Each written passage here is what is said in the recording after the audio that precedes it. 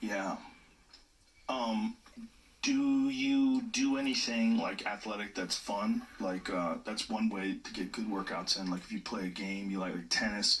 Tennis is very fast paced. People like doing that. Gives them good like counts in tennis. Boxing counts into boxing too. Like anything. I mean, you don't even have to box a person. I don't recommend you do. But just hitting a bag, it's really satisfying too. Yeah, I've been interested in getting into boxing. I tried some pro wrestling for a little bit. I went to a pro wrestling school for a few months. Yeah. What about, have you ever thought about actual grappling? Like taking jiu-jitsu or... I thought about it, but it seemed like I would get hurt easily. Well, you could, but you're a smart guy. I think you'd figure it out pretty quickly. It's a very unusual thing because you think of people, like if you thought of someone who does jiu-jitsu, you'd think like a jockish type person. But the majority of them that are really good are really nerds. I've met a couple people, and they're all like, they're similar to me. They're just kind of like the other side of me. Where it's like, oh, you like comic books and video games too? You just beat people up. Well, they don't beat people up. They strangle them. Arm bars. But when I say nerd, I mean it with all due respect. They're because I'm a nerd in a lot of ways with some things, but they're very like jiu-jitsu geeks. They're like people that are obsessed with anything else, whether it's music or video games, or they become obsessed, but they're doing it in this physical way that requires you to have a deep understanding of all the potential moves. It's very complicated in terms of like your ability to, when you're rolling with someone, like say if I roll with a guy and I know he's like a brown belt or a black belt or something like that, we're having an argument, like it's like a conversation with techniques, and the more of a vocabulary you have, and the stronger your use of those words are, particularly the basic words, the better your chance of winning the argument. That's what it's like, almost like this really complicated debate with physical leverage. And does that translate to your comedy? Because I feel like that kind of reminds me of your style.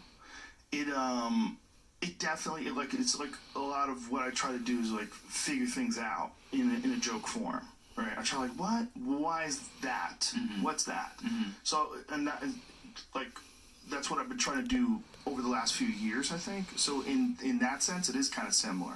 That's because as you're trying to figure something out, like it's like a puzzle. Like I know there's some juice in this puzzle. Like how do I turn this into a bit? Why do I think this is funny? Like what do I think I can say out of this that's funny, and also people go, oh yeah, huh? And if I could do that, so in that sense, yeah, it's kind of like but it's very it's humbling.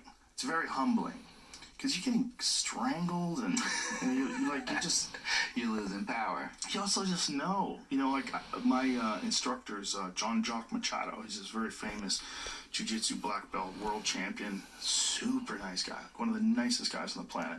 But every time I grapple with him, it's just like it's a matter of time before he catches me with something. It's not whether or not I'm ever going to catch him. That's not going to happen. It's just a total different world.